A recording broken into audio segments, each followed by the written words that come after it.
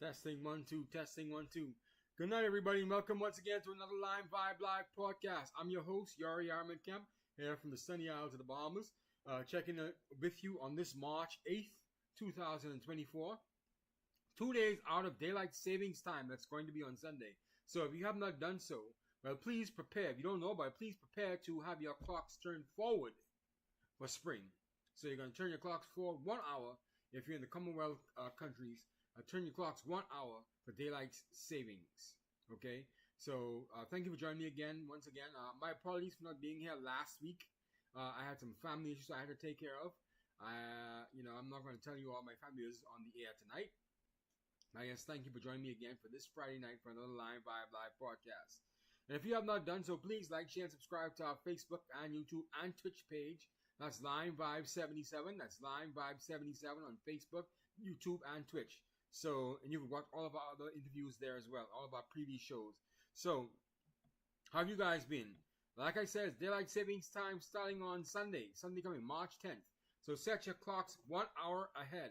1 hour ahead, you're going to set your clocks, okay? So it's spring forward, and it's fall back in October, and you set your clocks back in the wintertime. So it's spring forward and fall back, okay?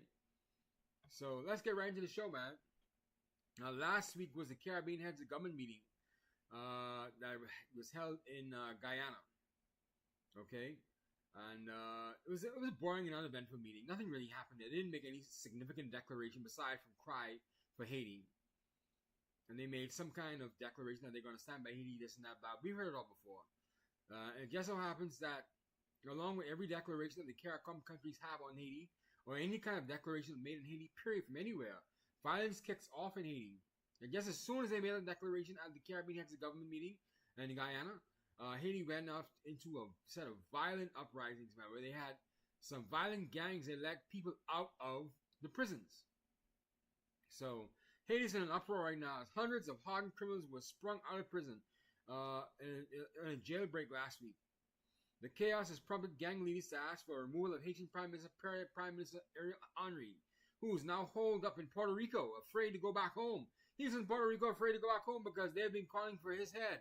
They've been calling for him to resign. And when they say resign, he may end up like the former president, God forbid, Jovenel Moise, if he ends up back in Haiti. He could be assassinated. That's how to control the country is right now. Gangs have taken over the airport, and they have let go so far over 3,500 prisoners out of the Haiti prisons.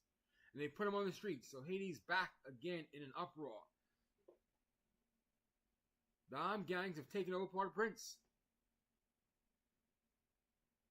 They've taken over the airport.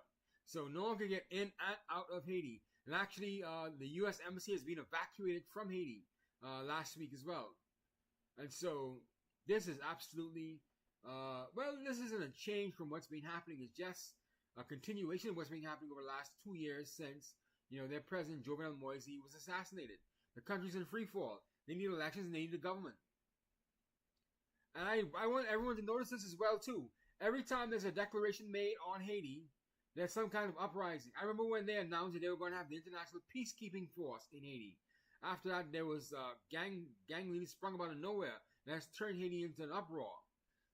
Every time they make a declaration on Haiti, this is what happens. And that goes to show you that it's being coordinated, it's being planned. And I think it's the same oligarchs who have control of Haiti's large industries, and they don't want anyone to come and disturb the status quo there. They don't want anyone to come and disturb what's been happening in Haiti that's been enriching them and the powers that be there. It's just so sad to see these Haitian people, they have to go through this every time, and they have to suffer as a result of it, but that's what I feel. That's my opinion. And every time there's some sort of declaration or move towards getting Haiti sorted out, there's been some uprising or some kind of civil unrest. And it's always by the gangs. And who are these gangs working for? They have to be working for somebody. They're not doing this on their own. These guys, look around you. Look around where you are. Look at the people next to you. Are the street gangs that smart within themselves? No, they're not. Someone has to be directing them to do this on their own. Someone has to be directing them to go and stop this chaos and this uprising and this melee on the streets. Someone has to be prompting. Someone has to be funding them with money. Someone has to be, putting the pegs in the right places, putting these people in the right places to make sure they have the maximum impact and the maximum effect for what they've been doing. And it's just insane, man, that we have to be going through this with Haiti.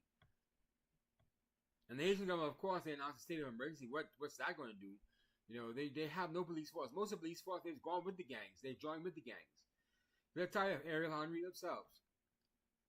So what are we going to do right now, Haiti? What's going to happen in Haiti? You know, they're pretty much screwed. And I think it's about time that the United States and Canada, they step in. But Canada said they don't want any part of Haiti. They say they don't want to go in there with any kind of international peacekeeping force that's led by Canada. But something has to be done. You know, we're still waiting on the troops from Kenya and Bahamas and Jamaica and Antigua and Barbuda. So we'll see what happens there. But they're going to need a lot more than just about 2,000, 3,000 troops. They're going to need a military battalion to hold that country together.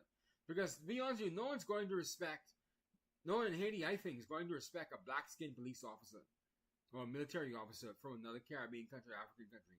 They're going to respect that. They're going to respect the white man. They're going to respect white soldiers. Someone who they see as different from them. That's who they're going to respect. Because we have to see peace back on the streets in Haiti. Now, Ariel Henry has agreed to having elections next year sometime in Haiti. Next year. Mind you, elections were supposed to be in November last year. So he's saying he's going to promise to have elections next year. In 2025. I don't think we could see the end of Ariel Henry quick enough. He's been an absolute failure. He's hiding from his own countrymen in Puerto Rico. That'll show you what kind of leader he is. See, this is what happens when you don't have elected leaders in charge. They don't care. He doesn't care. All he wants to move is power. He doesn't care. The quicker you get rid of Ariel Henry, the better it'll be for everybody inside Haiti. Those oligarchs that keep controlling the political elite and the political establishment in Haiti. And this is where it is. This is exactly where it is. I think everyone knows we can't move forward Ariel Henry. He can't win an election. And he can't even go back into his own country right now. He's holed up in Puerto Rico. What a shame. So all of that maneuvering you did to become the absolute leader in Haiti, and you can't even go back into the country. You can't even rule the country. What a waste. What a waste is that? Anyway, let's move on to Haiti, because that's a dismal subject all to itself. We have another story. We talked about this last time we were here. The former president of Honduras, Juan Orlando Hernandez, is currently on trial right now in New York. He was arrested, but now he's currently on trial for drug trafficking charges, and he faces life in prison in a New York City court. He alleges it's a conspiracy against him for this drug trafficking. Okay? And on Thursday, Hernandez heard charges of drug trafficking, including the transfer of hundreds of tons of cocaine through Honduras into the United States. He's a former two-term president of Honduras, right? And he's a very close ally of Donald Trump. He's an outspoken ally of Donald Trump. And so he's under the Biden administration right now. So we'll see how this goes. Wow. You can say he was a Biden fan, man. You can say he was a Biden fan. You know, and for some reason, the United States, they've ramped up their efforts against leaders in Latin America and the Caribbean now. Because just 2 weeks ago, we've had, former Premier actually, of the British Virgin Islands, Andrew Fahey. He was convicted of drug trafficking in the United States in a Miami court. He was convicted. And so we're seeing the United States ramp up against these wayward leaders in the Caribbean. So everyone should just sit still and realize that the United States still has their, chain around the necks of most of these Caribbean leaders. They know everything. And of course, they've been watching every move that we make. And that's no secret. And you shouldn't even hide. Just have your opinions open, because you shouldn't even hide. I have nothing to hide. Line 5 has nothing to hide. You can tap my phone all you want. All you're going to do is you're going to be hearing me beg my sweetheart or my girlfriend or whatever it is, right? You're going to have me beg her for sex or whatever it is. But that's all you're going to get from me. I'm not dealing any drugs. I'm not involved in any terrorism activities. I'm just a loudmouth with a camera and a microphone. And internet access, actually. That's like how most of your boys in the United States have. Why can't I have what your boys have? So you can watch me. I don't care. I don't care. On to another more serious topic, though. This drought in Panama, in the Panama Canal, is threatening global trade. I don't think we understand how serious this is. How important that channel is right there in Panama that gets goods from the Eastern world from China, Korea, Taiwan, through Panama into the United States, into the eastern seaboard of the United States, the most popular seaboard in the United States and the Western Hemisphere, to the Caribbean, to Latin America. That Panama Canal is very important to international trade. If that seizes up, my God, if ships can't get in through the Panama Canal because of this drought, apparently now it's 5 feet below what it normally is around this time. Okay, it's 5 feet below. I think they say how large is the drought right now? How large is the footage? Let's see. Okay, it's about 81.20 feet right now. And it should be about 85 feet. Yeah, it should be about 86 feet. That's 5 feet below what it should be. That's the Panama Canal. And can you imagine prices skyrocketing because goods can't get through the Panama Canal? We already pay high prices right now. We're paying too much for what we get right now. It's just amazing, man. It's just amazing. You know, that's a very serious topic because world trade controls almost everything that we do. If we can't get goods from China and China can't get goods from the United States, that we're looking at a recession. God forbid we look at another recession. We haven't even fully recovered from the 2008 recession. And the COVID-19 pandemic was a man-made recession. Yeah, but it wasn't as bad as 2008 recession. Because we understood with the COVID-19 and everything was shut down. We understood that. But with the 2008 financial crisis, everything needed a chance to rewind itself and get back to where it was. Everything on the COVID-19 was still in its place. It's just that it couldn't move from one place to the next. So no one really had a slow shutdown. But the Panama Canal being shut down, that could be a slow shutdown. Because that's how we get goods coming towards us. There wasn't a massive shutdown like COVID. We understood COVID-19 border closings. Because we knew we could go back to the Panama Canal, to the Suez Canal, and get our goods flowing through the world again. But not like this. Not like this. We need this rebound. We need this rebound to continue. We need a strong rebound to continue around the world from this post-COVID-19 rebound. We need this. People are very antsy. They want to travel. They want to spend money. They want to do things they never did before. So please, we can't have the country, the economy slow down again.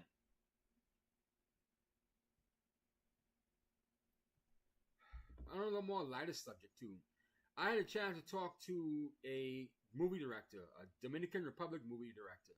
His name was Joel Morales. And he's talking to me about his film, La Bachata de Bionico.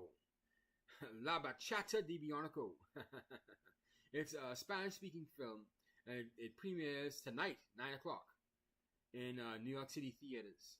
It's a lighthearted movie about, from what he told me, about a drug addict in the Dominican Republic and his girlfriend who's a recovering drug addict. And it's not a serious movie. It's a lighthearted movie. It pokes fun at the addiction process, but it's not in any way frivolous. It's just taking a lighthearted look at how he's been traveling through the Dominican Republic while he's suffering from drug addiction. And he's trying to get his life again. He's trying to get clean and sober for his girlfriend who's coming out of rehab sober. And Joel told me that, Bionico, who is the lead character, said that he's a hopeless romantic flying around the streets of the Dominican Republic with his girlfriend, Isla Flaca, played by Ana Minier. And Bionico is played by Manuel Raposo as well. And so they're both Dominican Republic actors. They shot in the Dominican Republic. So he told me it took over a year of post-production. So it only took about 4 weeks to shoot the film, but it took about a year in post-production. They shot the film at the end of 2022, and it took them a whole 2023 for post-production to get everything together, get everything rolling. And he said that it's not to look down on drug addiction, it's not to make fun of drug addicts, but to poke a lighthearted look at people who have drug addiction problems. And walk his life and walk his walk. And how he's been trying to get through the Dominican Republic, meet with his girlfriend, the love of his life, Isla Flaca. I'm going to see it when it comes out here. I think it's an independent film. I don't think it's going to be that big. It's probably going to have to ask him for a download. And you probably could ask him for a download. So yeah, I want to see the download. It seems kind of ticklish. I love ticklish movies like that. Even though I'm not making fun of someone who has drug addiction, but It's something that we could look forward to. There's another story. It's an international story that's been making the rounds now. I don't know if you guys have seen this Cam Newton fight. Alright? This Cam Newton fight with these kids in Atlanta. And everyone's saying it's embarrassing for the culture. Cam shouldn't have gotten involved in these fights. But what do you want Cam to do if he was attacked? Apparently, these teenagers in Atlanta, at this Atlanta football camp, they came at Cam Newton. They assaulted him. They attacked him. And he used a lot of restraint not to strike any punches at those guys. Those guys had to be crazy. They had to be stupid. Cam Newton is a 6'5", 250-pound former football player. And he's still in his prime, actually. And they decided they were going to attack Cam Newton. He didn't throw one punch. He was just ragging those boys all around. But he has to throw. I'm going to show you the video right now. Let's go to the video. If you want to get into a fight with a professional football player, with a professional athlete, by any professional athlete, God be with you. You clearly think that what you see on TV you can handle, but you really have not seen how athletic and how strong they really are to be in professional sports.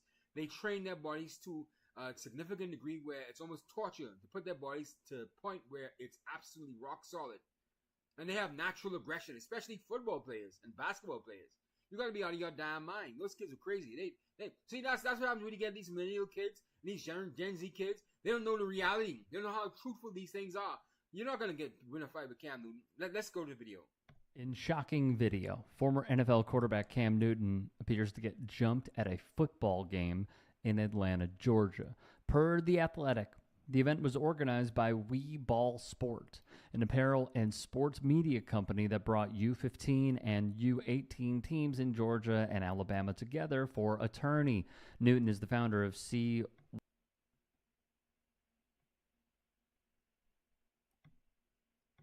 Yeah, that was essentially it. That's the most they could get from that. I don't know why the sound isn't coming in. I must have screwed something up.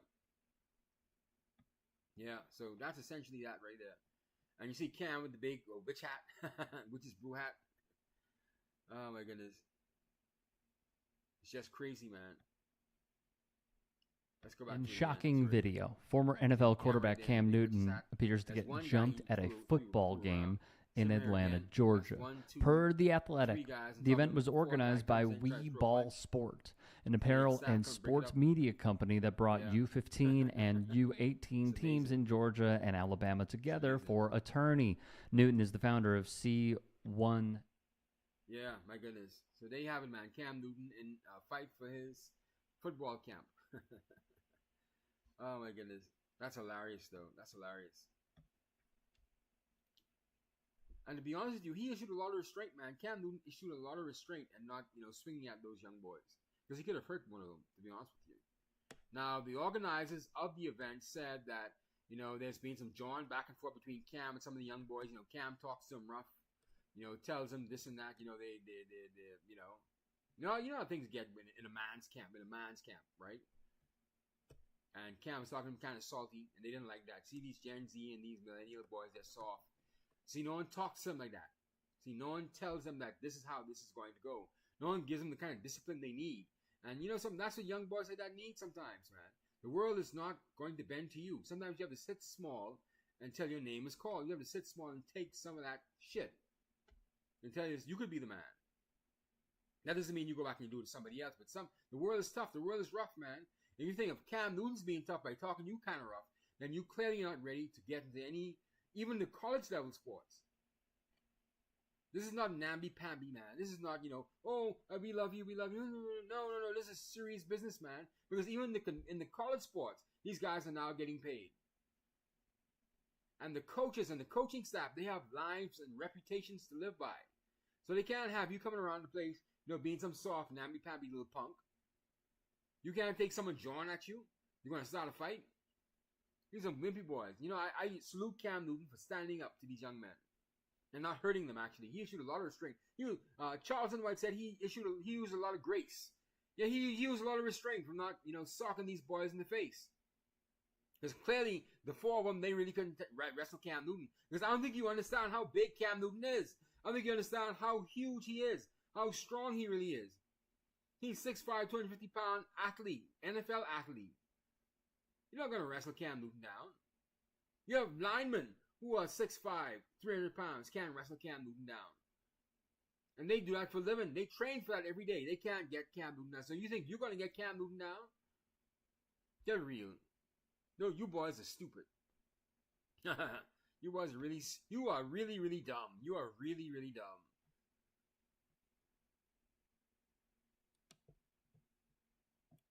So let's go back up to the top, man. So we had the Caribbean Heads of Government meeting that was in Guyana last week. It was pretty uneventful. Nothing really happened. They made no serious declaration except for, the same blabber they have about climate change and, oh no, Haiti needs help and blah, blah, blah. Yeah, that's about it, right? And out of that, well, speaking of Haiti, Haiti's in an uproar right now. The airports are blocked. The gangs have taken over Port-au-Prince, and they need, peace on the streets in Haiti. They need peace on the streets right now. Haiti's in an uproar. Ever since they assassinated Jovenel Moise, it's never been the same in Haiti. So this is what you get. So I hope the Haitians who are alive now to see this happening understand that assassination, even if you hear someone talking about assassinating your leader, please put that aside. Put that to the side because it's not going to help. You see what's happening in your country right now because your leader was assassinated. You can't get back on the right foot. So please come, even if you didn't vote for him or her, come together and try to coalesce around your leader. Because it's only going to turn into this bloodshed. And you're only going to lose in the end. Haiti's losing. The Haitians are losing right now. The oligarchs should be losing as well. Even though they have oodles of money, they should be losing. Because no business can go on in Haiti right now. No one could work in Haiti. Nothing's happening in Haiti. The government can't do anything. And it's just a shame that this is what it's turned out to. So now, what they thought would have been an easy, quick fix of assassinating Jovenel Moise turned out to be years of nightmares and years of heartbreak and lost money and lost lives. The gangs have Haiti right now, and maybe they deserve it. The second story is we talked about the former president of Honduras, Juan Orlando Hernandez. He's facing drug trafficking charges in a New York court right now. And he alleges that it's a conspiracy against him with the drug traffickers along with the U.S. government to bribe him and to malign his character and to really set him up. But, we have other drug traffickers who have been witnesses for the United States government. But you really can't take the word of a drug trafficker serious in court. Because why would you even put that in the story? Because, of course, he would say whatever he wants to get out of jail and have less time. So that should be inadmissible in court. So they're trying to railroad. I think they're probably trying to railroad Juan Hernandez as well anyway. But where there's smoke, there's fire. Let's give him the benefit of the doubt. Because now we have the media report saying that drug traffickers who are involved in the drug trade, they're testifying against Juan Hernandez right now. And you can't take their testimony with any seriousness. They want lesser time. Of course, they'll say anyway. They'll say Joe Biden was drug trafficking for Hunter Biden. They'll say anything to get out of jail. Federal prison. And of course, like we said earlier, Juan Orlando Hernandez is an ally of Donald Trump, who Donald Trump has hailed as someone who's fought against drug trafficking in Honduras. So we're going to see that this is having, serious overtones for the U.S. presidential election as well. And nothing's going to save Joe Biden. Joe Biden's goose is cooked. Donald Trump's going to be our next president of the United States, and that's just that. I mean, you may not like the hair, but that's what it's going to be. Sad to say. To a lot of you people, you're going to be hurt come November. And we also talk about the drought in Panama, how severe it is. It's 5 feet below what it should be. It's about 81 feet, 20 inches.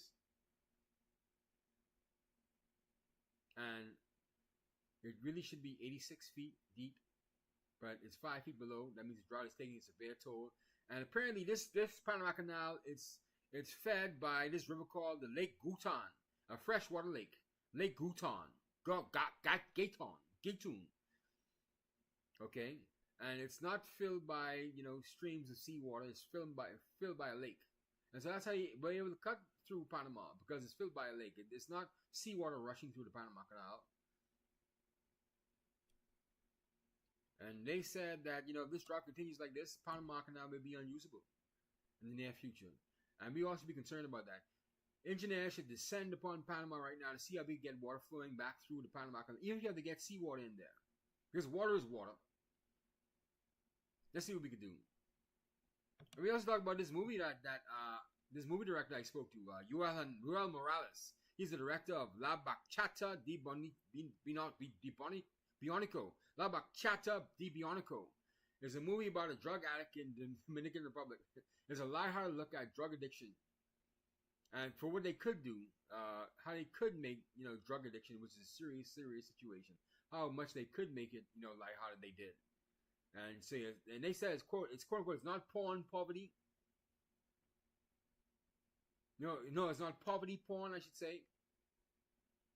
And so they just want people to have an enjoyment of the film as this guy, Bionico, played by Manuel Raposo, rides through the Dominican Republic with his girlfriend, Isla Flaca, played by Ana Minier, as they dip from one adventure to the other. And apparently in the movie, she is coming out of rehab while he's still drug addicted. And so he's trying to clean up his life before she comes out of, rehab. And it's a love story, more or less. That's what Yoel Morales told me. It's more like a love story. So I encourage everyone to go and see it. It premieres tonight at 9 o'clock at the Crown Theaters in New York City. So hopefully we'll get to see it on YouTube sometime soon. It took about 3 weeks to shoot, Morales told me, and it took about 1 year post-production. So I wish him all the best with his film. And we also talked about Cam Newton, showing restraint against these kids who jumped him. He issued a lot of restraint against these kids. My goodness, Cam Newton, thank you so much for issuing so much restraint. And not to really body slam those kids, really hurt those kids, man, because you could be in jail right now. I don't think you realize how strong NFL players really are. How strong athletes on the whole really are. You're just not going to bowl over a professional athlete like that. If you approach a professional athlete in a fight, may God be with you. You get what you look for. Okay? Gotta be out of your damn mind. Those kids are crazy. That's these Generation Z kids right there, They don't know no better. They know no better. Their parents don't tell them how real life is sometimes. And Cam was throwing him around. He wasn't really throwing any punches. And that's understandable. I appreciate that for Cam Newton, man. Because he could really damage anything he has going for. Because he has this podcast going now. His post-NFL career is taking off right now. Even though he probably still could play, they don't want to take a chance on him anymore. No NFL team wants to take a chance on him anymore. But his post-NFL career is really taking off. He has about 1 million viewers, 1 million subscribers on his YouTube page. I wish I could have 1 million subscribers on my YouTube page. But I'm not Cam Newton. So he is trying to take the crown away from Club Shay Shay, Shannon Sharpe. But, Shannon Sharpe is king of these YouTubes now for some strange reason. Not for some strange reason, but ever since he had that Cat Williams interview. And so, yeah. Cam Newton, you approach a former athlete. Well, an athlete. He's still an athlete. He's just not being picked up by any team. God be with you. And you're lucky that he didn't break anything on any of you guys. So that's our show for tonight, ladies and gentlemen. So if you have not done so, please like, share, and subscribe to our Facebook, YouTube, and Twitch page, Line Vibe 77. That's Line Vibe 77 on Facebook, YouTube, and Twitch. And if you have not done so, there's a link inside the description that goes to a donate link. That's a donate link. So anything you give to the Line Vibe Live podcast, we would greatly appreciate it. If you get $5, we'll take it. If you take $50,000, we'll greatly take it. I thank you once again for joining me for another Line Vibe Live podcast. I'll see you again next week after you run down some of the top stories in the week.